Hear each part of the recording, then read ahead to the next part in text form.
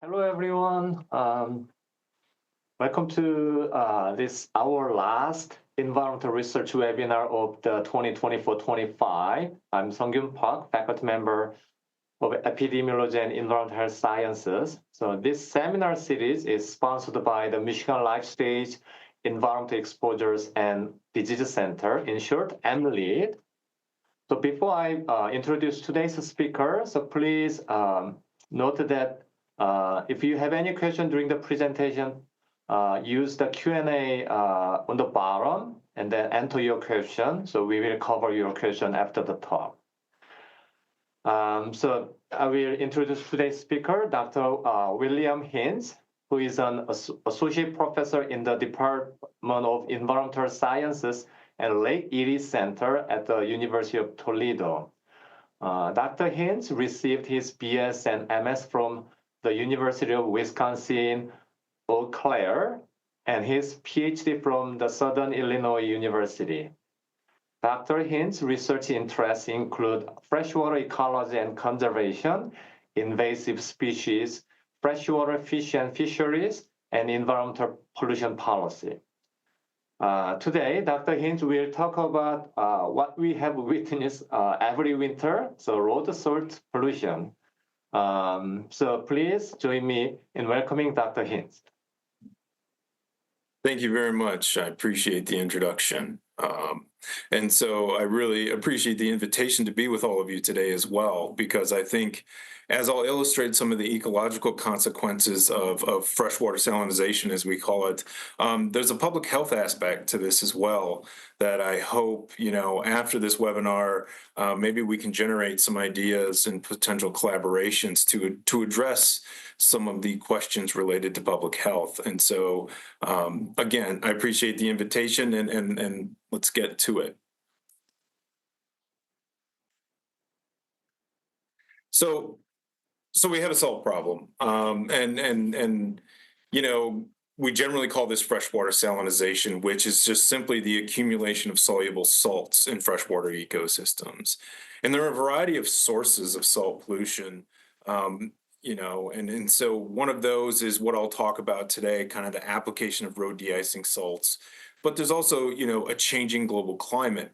And so in some ways, when we think about seawater intrusion on our coastal environments or changing precipitation patterns throughout the Midwestern United States, this has consequences for people in coastal areas.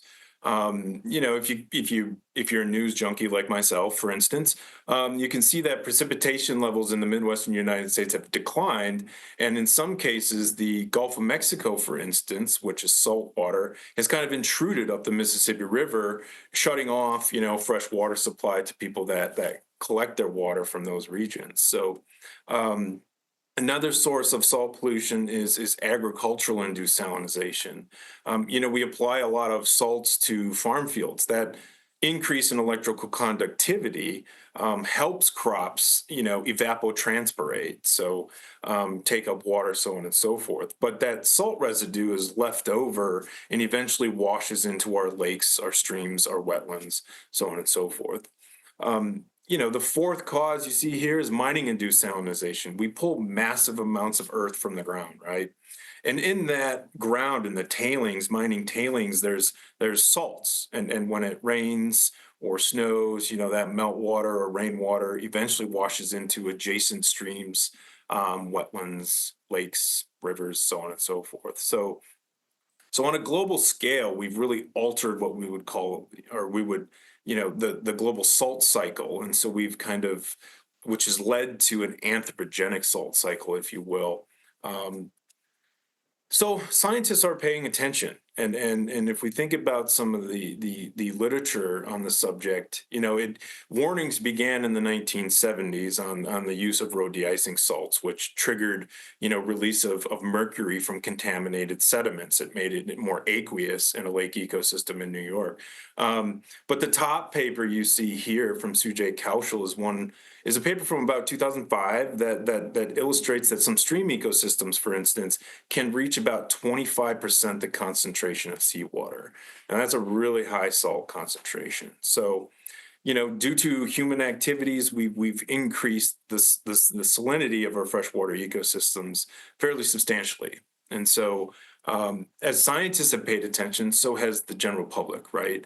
And we see a lot of news, media outlets reporting on, freshwater becoming more salty. So, as such, politicians and so on and so forth are paying attention to the issue as well.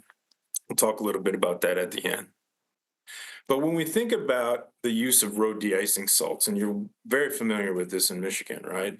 And we think about addressing the issue. It's like a lot of things that we deal with is there's a human safety component to it, and road de-icing salts reduce accident rates by almost 80 to 90% on our road networks. And so that's when we try to address some of the issues I'll talk about today, we need to keep in mind that road de-icing salts, they keep you safe, they keep me safe, they keep my daughter safe, so on and so forth. So there's this human safety component to it where we need to balance addressing the environmental impacts with the human safety aspect of it.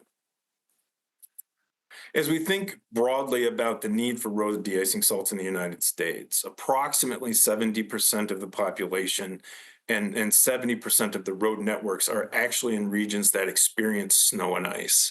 So just in the US alone, there's a strong kind of need for de-icing salts at some point during the winter months. So kind of a widespread issue here in the United States.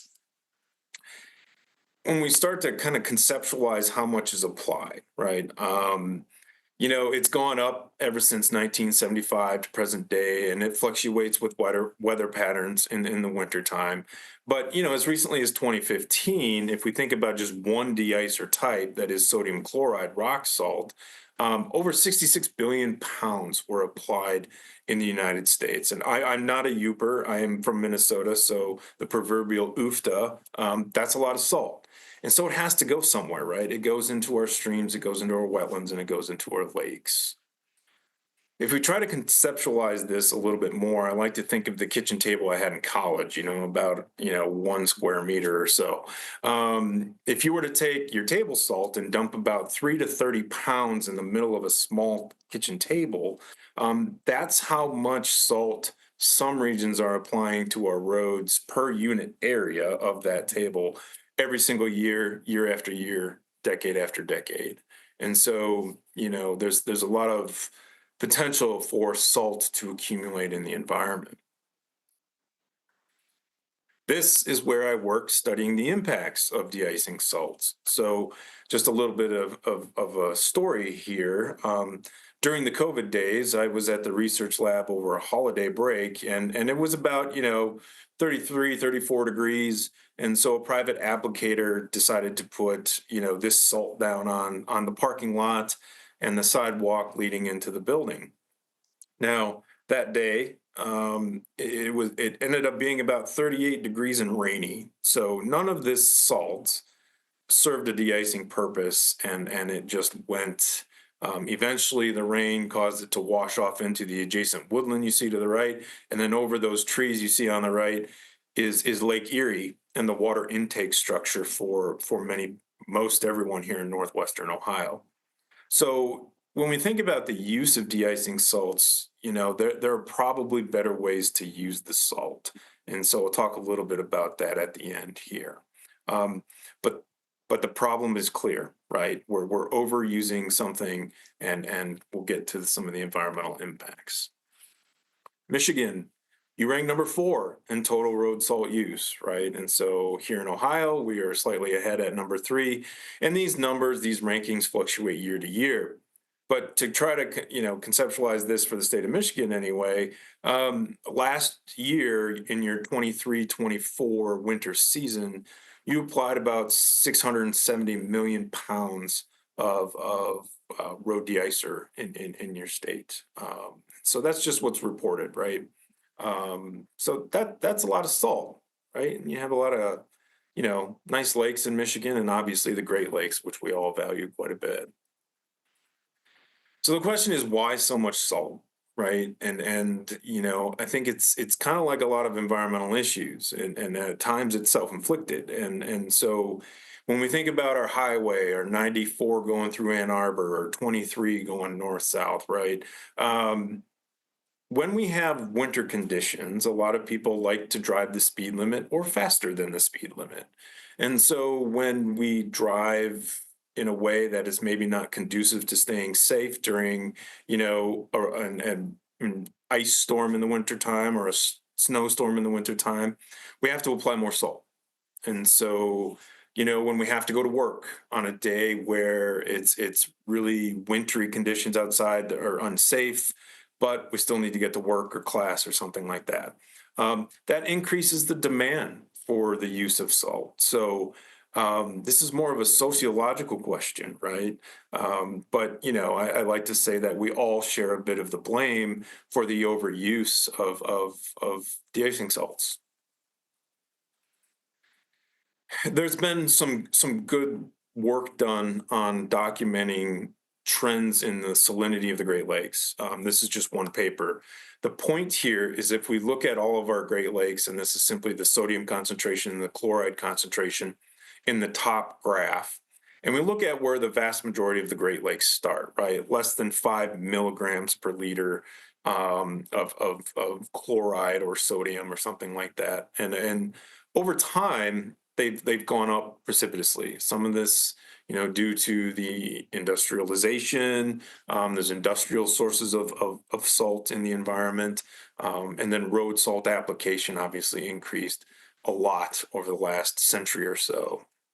And so, if you think, let's just look at, I don't know, Lake Ontario, Michigan, or in the top graph, the white triangles or the red squares, right? I mean, the mountains of salt that are required to change an entire Great Lake, just 1 milligram per liter, is substantial. Okay. And so while the absolute concentrations may remain low, we don't fully understand when ecological impacts will occur. And so, a lot of great scientists are working on those questions. One of those scientists, Hillary Dugan at the University of Wisconsin, recently estimated the amount of chloride um, loading into Lake Michigan. And it's an astounding number, right? I mean, we're talking about over 2 billion pounds of just chloride per year going into Lake Michigan, of which road salt is a good percentage of that, but there are also other sources. And so when we think about these mountains of salt moving into our Great Lakes, or it might even be an in-lake in your county or something like that, salt's just one stressor in the environment. And I won't talk about these other stressors, but as an ecologist, I often think about multiple stressors. And so there's still invasive species, other contaminants, and climate change. And now I think after a couple decades of research, we're kind of identifying salt as one component of that multi-stressor ecology, if you will. So we started a study here in Northwestern Ohio a few years ago, and every dot you see on this graph is one of our study sites. We went out to local streams and rivers, and a few wetlands, and then the mouth of the Maumee River where it meets Lake Erie. And we just tried to document over the series of 3 years chloride concentrations. And so what you see here at each dot is the chloride concentration. Now, background chloride concentrations in this region should probably be about less than 6 milligrams per liter. So you can see all of these study sites are much higher than 6. So that's indicating there's a significant issue associated with salt pollution here, right? A lot of contaminated streams and wetlands.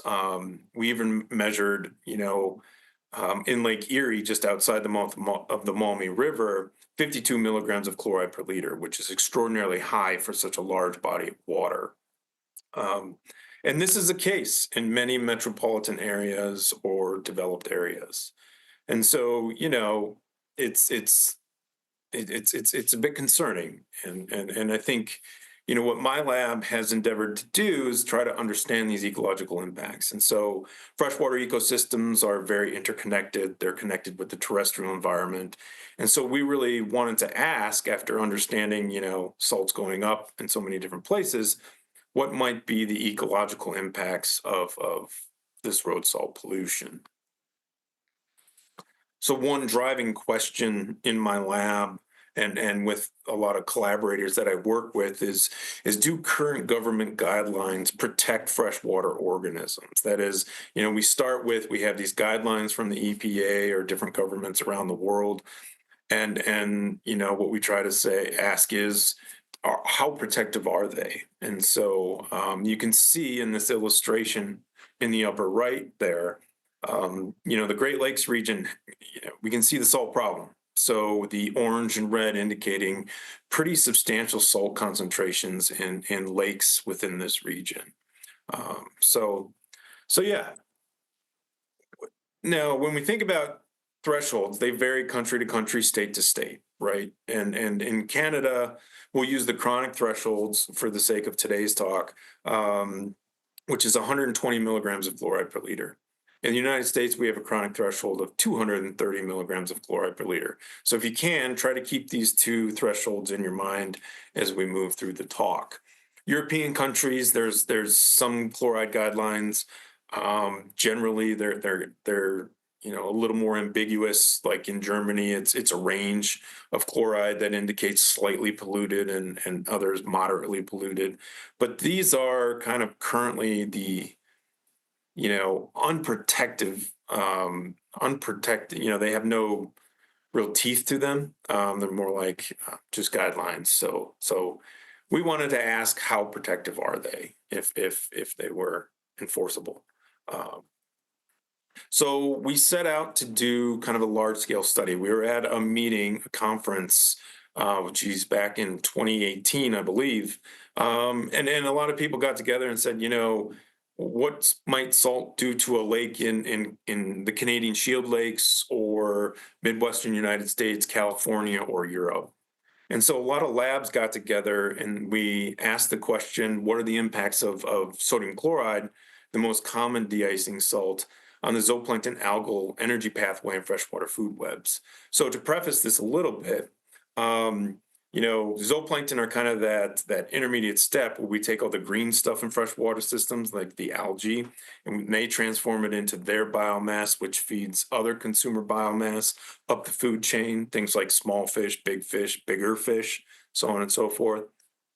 So what we did is we took zooplankton from a lot of lakes, as you see in the top panels there, and we exposed them to a salt gradient that you see on the bottom. We used a regression style design to say, okay, we have the lake concentration itself, and let's take the zooplankton, phytoplankton from that lake, and let's expose it to salt up to 1,500 milligrams of chloride per liter.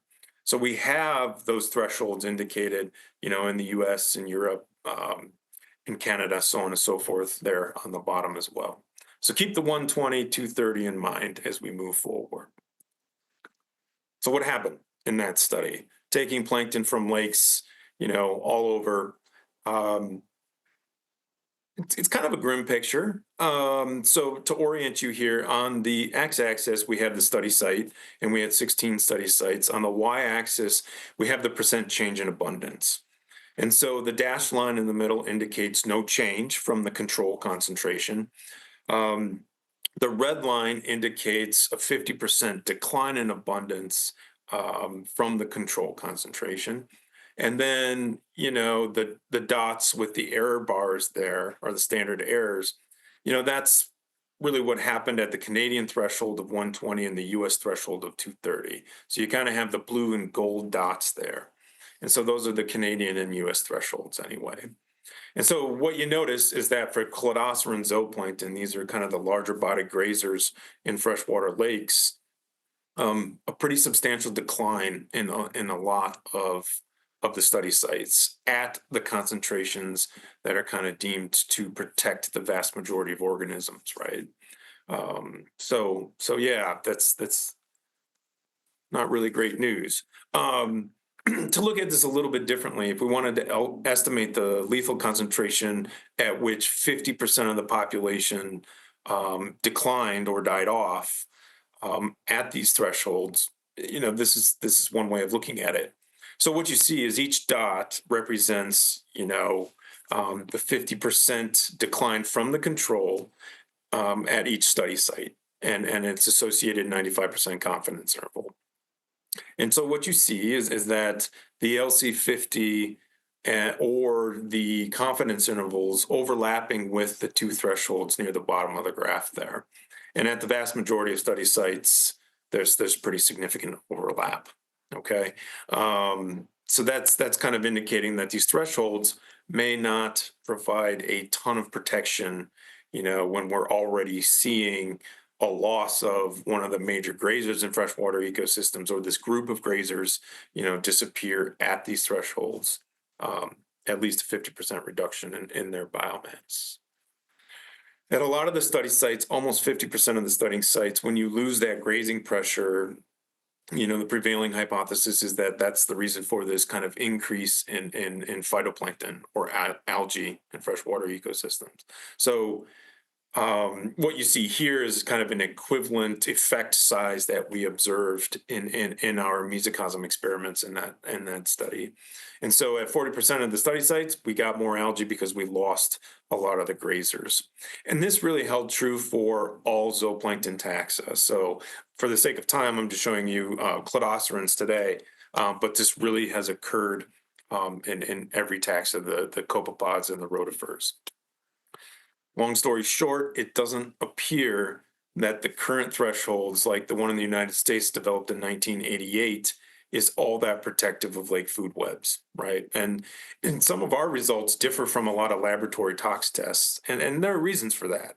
We were using wild strains, and we also had a lot of species interactions in our tanks, and so it's more of a natural lake planktonic community.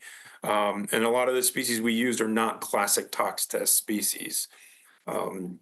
We also took a lot of communities from what are called dilute lakes, or that are low in their water hardness. The calcium levels, magnesium levels, the trophic state of the ecosystem is it's an oligotrophic system with not a lot in it, right?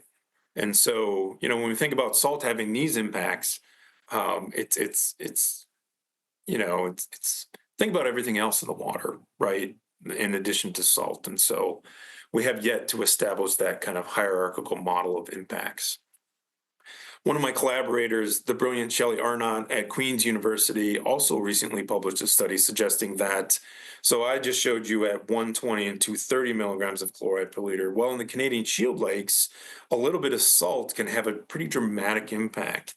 And this was a study recently published that they suggest where in the red box below, that anywhere from 5 to 40 milligrams per liter of chloride could induce significant changes in zooplankton communities, particularly those sensitive taxa in the Canadian Shield Lakes. So, that's far lower than a lot of the thresholds we see out there.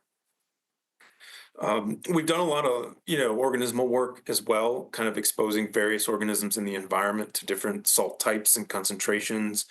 And one thing we notice is kind of amphipods are pretty susceptible. So once we increase the salt concentration and we get to the acute threshold, or even north of the chronic threshold a little bit, we lost a lot of biomass of something called amphipods. And many of you may be familiar with amphipods. They're used in toxicology tests quite a bit. But amphipods, to a fish biologist, it's fish food, right? And they serve an important purpose in every freshwater ecosystem. But let's think about this in a larger context. So the graph on the right just shows as we increase salt concentration, we get a noticeable decline in their abundance. Now, when we survey something like yellow perch, when I was working out in New York in the Adirondack Park, we surveyed some yellow perch and we looked at gut contents and food webs out there. The amphipods were a really important diet item for a species like yellow perch. And if you don't know this, yellow perch, it's an important game fish. You go to a Friday night fish fry, have a perch dinner or something like that. Yellow perch is an important species. I fished for them all the time when I lived in Minnesota. One of the better eaters, in addition to something like walleye. So important game species and food fish. But they love amphipods. And so when we did some snorkeling surveys, we just see them pluck them off the macrophyte beds, in lake ecosystems. But if we lose some of those important food resources, when we looked at the gut contents of yellow perch, they were just chock full of these amphipods. So what happens if we lose some of these preferred diet item in an ecosystem? This is kind of something we're working on right now, is to model those impacts. And so if we lose that essential resource, do we get slower growing adults, smaller adults, fewer smaller offspring? Those are kinds of questions we're interested in looking at. And so fish are pretty resilient. They can switch diet items, but when you switch a diet item, the question becomes, what energy might you lose as a result of diet switching? To go to a different trophic level, back to kind of the green food web, if you will, we tested the effects of road salt on some macroalgae, a freshwater charophyte, in some of our experiments. And so what we found is that, this macroalgae can provide an important habitat for a lot of fish and invertebrate species in freshwater lakes. And so in that littoral zone or that near shore zone, macroalgae and macrophytes can be critically important to that ecological community. But as we increase the salt concentration, we see a noticeable decline or almost a total loss of this species of charophyte. And so, that's fairly alarming. The young fish now have nowhere to hide from predators. Epiphyton or something like that, a food resource for invertebrates, is now probably lost, right?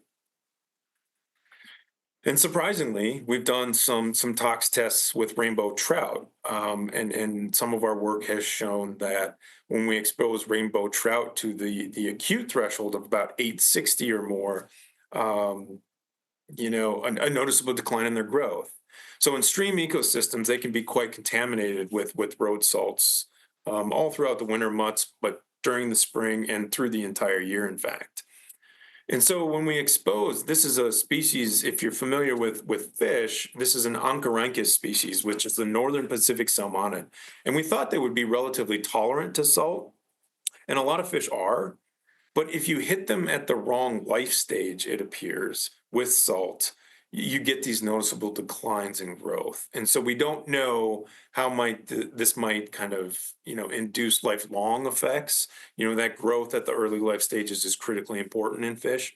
And we don't know yet if they're able to catch up. So the alvin stage, which you see in the middle, when you expose them to salts, they don't have the kidney function, the gill function. They're still using cutaneous respiration to deal with, osmotic pressures and things like that. But we do see a pretty noticeable decline in their growth under high road salt concentrations. And so, that's concerning. And not everything's about a decline in biomass, a decline in growth, or, survival, growth, and reproduction. There's some evidence that low salt concentrations can just cause things like fish to move away. So this is one study that shows that between 33 and 108 milligrams of chloride per liter, right, still far below those government thresholds, that fish can just move out of a stream or move away from the salt plume. And so that's kind of what we would call behavioral avoidance. And so it's not just about the individual effects on survival, growth, and reproduction, but just behavioral changes we may notice in freshwater organisms that we want to stick around in a specific place or ecosystem. So, we're trying to build a conceptual model of the impacts of road de-icing salts, and it will be continuously updated. But if we go to the right here and we think about the impacts on lake food webs and try and piece a lot of this stuff together, we can see reductions in zooplankton abundance and diversity. That's pretty clear from the scientific literature. And the concentration at which that occurs depends on the lake and the water chemistry of the lake, it appears. But we lose those zooplankton, we can get an increase in algal biomass. If you increase the algal biomass in an ecosystem, that could shade out, light from reaching the bottom of the lake, for instance. And so that reduced herbivory causes a decrease in water clarity due to an increase in algal biomass. We've shown reduced macroinvertebrate abundance due to, road salts on things like amphipods. and possibly reduce fish growth either directly or indirectly from, community level impacts, the loss of certain species in an ecosystem. And when doing this work, we think about the things we value in a freshwater ecosystem.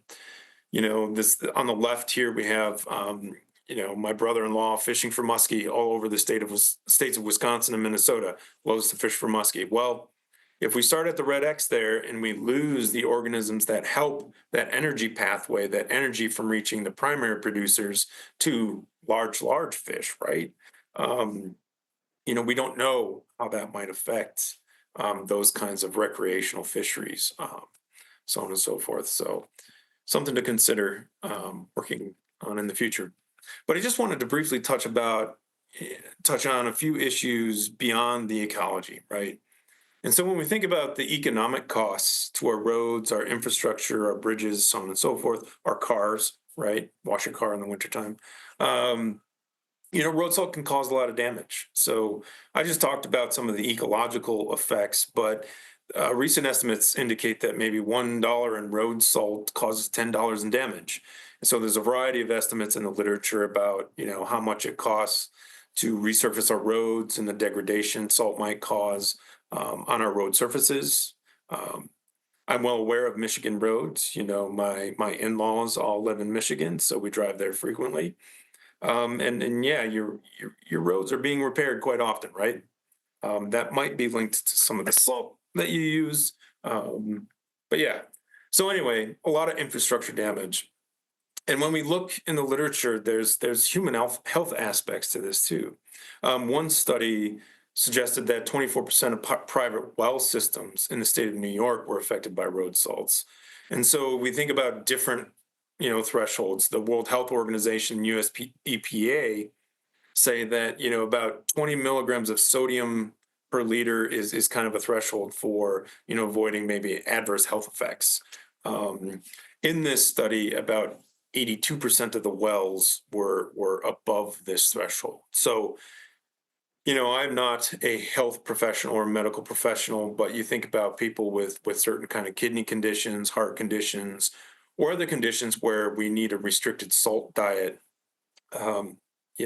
Salt getting into private well systems or even municipal water supplies is a real issue. And so the study illustrated also that due to like galvanic corrosion and dezinkification, we get increased lead and copper in the water through just kind of the salt kind of degrading some of the parts in well water systems. So that's a concern, right? Another study, just to illustrate one maybe public health aspect of this, is an increase in radon gas. So I don't know if your home in Michigan has a radon mitigation system. Mine does here in Ohio, and most houses in the Midwestern United States, radon gas can be an issue. So they have a radon mitigation system. Well, one study and a few others have found that through radium decay, an increase in radium decay leads to an increase in radon gas in our homes. And I think last I checked, radon can be one of the second leading causes of lung cancer next to smoking. And so don't quote me on that, but I think that's the last time I checked. So that's why we put these radon mitigation systems in our homes. So, more salt, more radon gas. And so that's something to keep an eye on, if you will.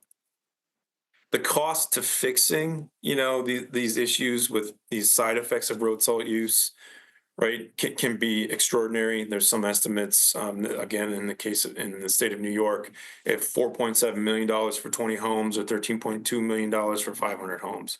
So we use salt, but there's that infrastructure cost again, right? And something as simple as water clarity. I enjoy northern Michigan lakes just as much as the next person. Coming from Minnesota, we have a lot of great pristine lakes, in northern Minnesota all around the state. But something as simple as water clarity, right? We can put a valuation on that. Jake Walsh did this in 2016 in a PNAS paper. So we talked about if we lose our zooplankton, we get an increase in algal biomass potentially in our lake ecosystems. 1 meter water clarity is worth about $140 million US. right? And so we think about the simple things that like water clarity, how much we value that. And the question becomes, well, how much is road salt contributing to that decline in water clarity? So there are solutions to the problem. We need to implement these on a much larger scale than we are currently. I won't go into all of the best management practices, but there are plenty of them. And so, as I indicated at the beginning of the talk, calibrating our equipment as scientists or public health professionals, we know calibrate, right? That's one way we can understand or avoid over applying salts to our road networks.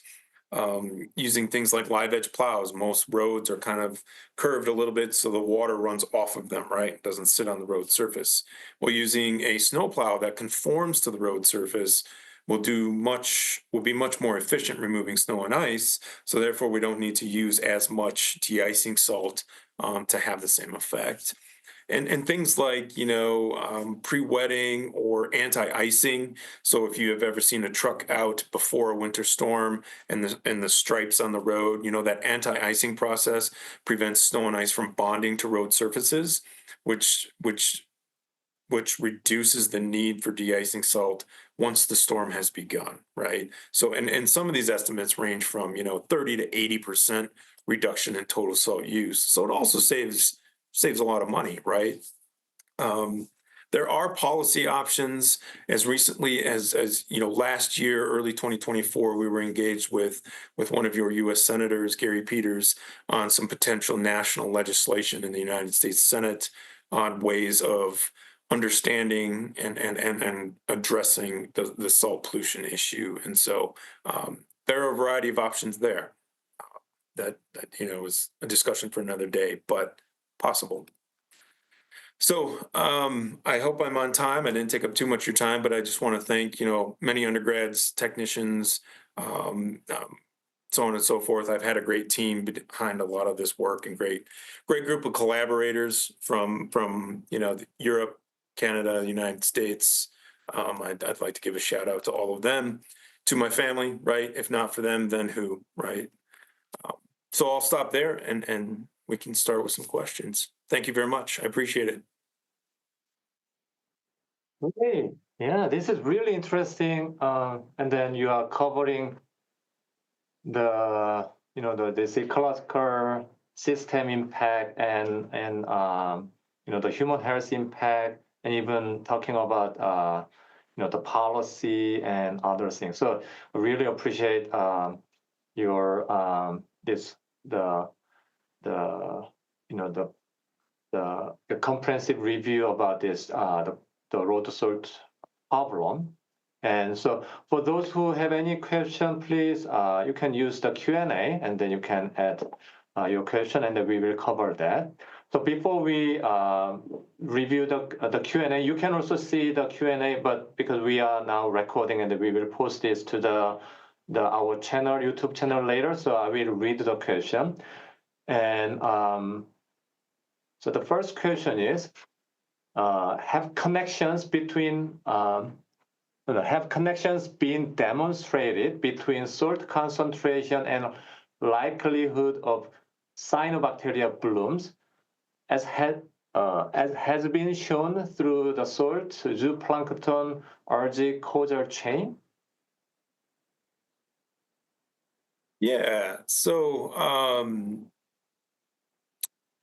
reviewing a paper actually right now on that subject. So if the question's related to salt and cyanobacteria, there is that's the question. Sorry, I couldn't see it. Let's see if I can get the chat up here. Oh, you can open the Q&A. Sure. Here we go. So I'm aware of some literature out there that suggests that because salt can also be toxic to phytoplankton, right? And there is some evidence to suggest that cyanobacterial blooms at high concentrations can, salt can facilitate that. Now, I think the scientific evidence is the jury's still out, right? And so we need to is salt causing cyanobacterial blooms? I couldn't tell you that.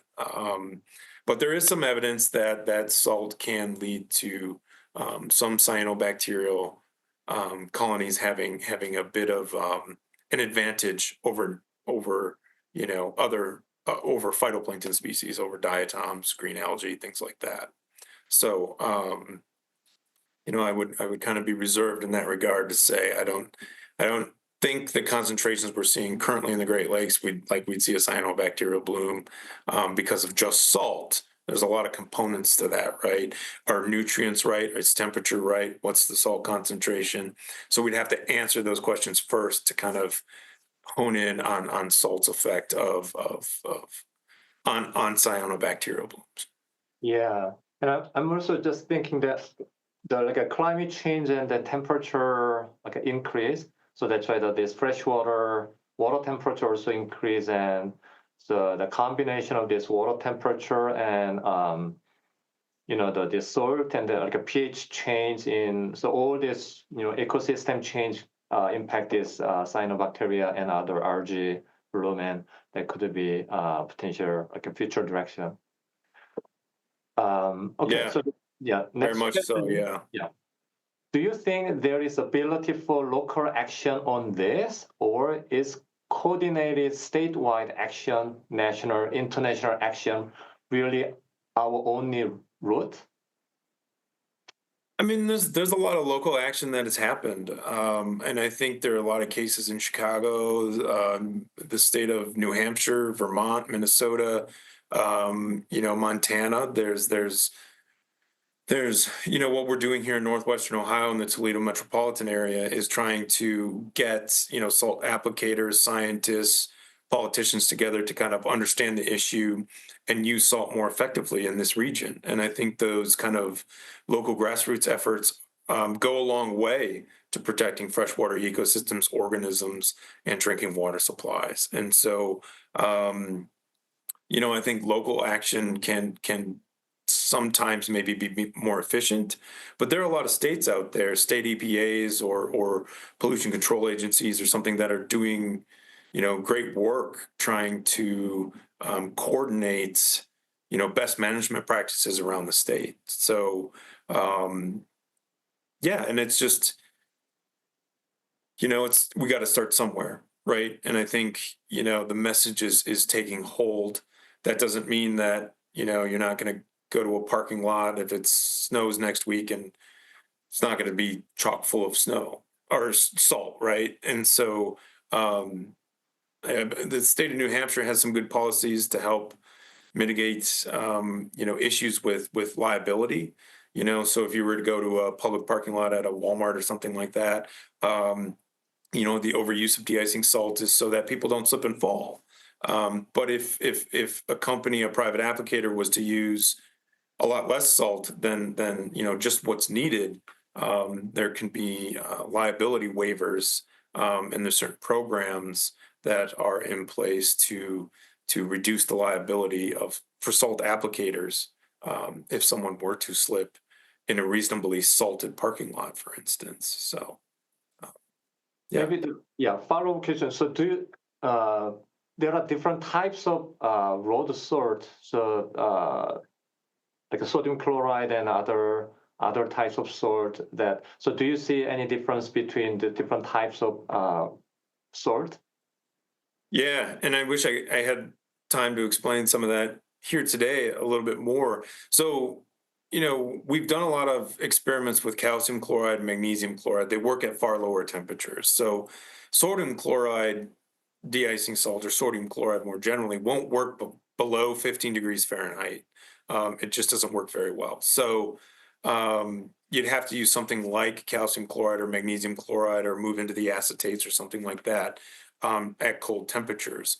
Now, we've done a lot of testing where we standardize the chloride concentration between sodium, calcium, and magnesium chloride. And what we find is, comparatively so, magnesium and calcium chloride have far greater negative impacts than just sodium chloride on tox tests with zooplankton we might grab from Lake Erie, for instance. And so there's no evidence that these environmentally friendly alternatives are actually environmentally friendly. They have the same, if not greater, impacts at similar concentrations as sodium chloride, which is used because it's essentially cheap, more economical. Okay, all right. And maybe this is also related to the conversation we do right now. So do you have example of local government who have reduced use of road salt and how they do it?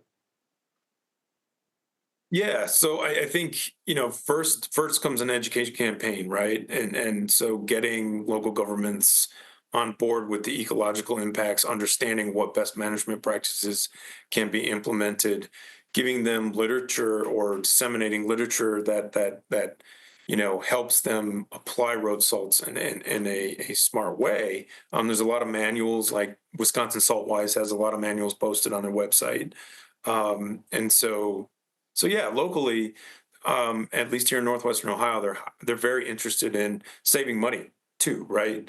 And so when you use best management practices in the application of de-icing salts, not only will you save money, but you'll reduce the amount of salt getting into the environment pretty significantly. So Great. Yeah, question from Dr. Stu Batterman. So great talk. Question one, it appears on the trends plot that salinity levels were approaching a steady state. Is this true? And the second question is in terms of impact, what about the increased hazardous, like a harmful algae bloom, given increase in our algal biomass? Cyanobacteria HAB produce very toxic chemicals. yeah, so I think the first part of your question was steady state or equilibrium concentrations of salt. And so, yeah, that depends on the dynamics of the system, right? And that will depend on water turnover, hydrology, so on and so forth, and water going in and going out. And so, in some cases, that can be well above thresholds. In some cases, that can be well below thresholds. Um, uh, we just published a recent paper. Chris Solomon, was the lead author. That paper kind of illustrates for lakes in the United States anyway, kind of those equilibrium concentrations that might be reached. So I direct you there also. And back to the harmful algal bloom question. I don't think we have enough information there yet. And so, a salty freshwater environment could favor some cyanobacteria, but I don't think we know exactly, to what magnitude and extent or what other conditions surround that. So, but but yeah, it's a hot topic in an area worth exploring, and so there's a couple papers on the subject, and I expect many more. Okay. Next question is, can you speak to any possible health effects related to road salt and sex dimorphism? Yeah, that's a good question. I don't really know of any, but we think about in a bioenergetics context, right? You know, um, when you're busy osmoregulating, you may not be devoting energy to other things, and so as far as sexual dimorphism, yeah, I'm not. That's a good question. I don't think I can quite answer that, but I think it would be an interesting study. Okay, and our last question is, yeah, this is also a very interesting question. So has the community of people who like to fish been made aware of the connections between salt and the health of fish populations? Yeah, I think they're aware, but you go into any lake ecosystem, and I think one issue of identifying the impacts of salt in the wild, right, is most lakes that are contaminated with salt are also contaminated with other things, nutrient pollution, so on and so forth. Um, and so how we tweeze out those impacts, in natural ecosystems is somewhat difficult. Um, and I think, with fish moving away, yeah, I mean, the angling community would probably want to, the freshwater angling community anyway, avoiding salt in streams for fly fishing or freshwater lake ecosystems, it's probably good practice, right? Because we don't yet know how many dominoes will fall, at what concentration of salt. Again, it depends on the lake type. A lake with high water hardness may be a little more resistant or resilient to the impacts of salt pollution, but a lake, that's crystal clear, low trophic state, or clear water state, dilute lake, if you will, that has low magnesium calcium concentrations, it might be way more susceptible. So might be a little bit more delicate food web and so on and so forth. So we have yet to illustrate that in a lot of natural lake ecosystems. Okay, yeah, great. So before we wrap up this webinar, so I also found two comments. It's interesting to think about the trade-off. One public health issue, car accident from icy roads to water quality impact on drinking water. I think this is also great. The comment. And another comment, very cool and interesting talk. I didn't know about all the other methods that existed to reduce use of road salts. And I don't know how much we have thought about this issue in terms of in relation to the not only ecosystem and then impact, but also there's a public health issue and the human health issue all together. But this is really interesting talk. I really appreciate this great talk, and I'm pretty sure that many people also found this is really interesting talk. And we have a lot to do for the future. So thank you very much for the attendance. So this is our last the environmental research seminar, but we will have additional researcher and resident webinar next week. And we will see you in 2025 in the fall. And have a wonderful day. Thank you, Dr. Hintz. Thank you, everyone. I appreciate the invitation. Thanks.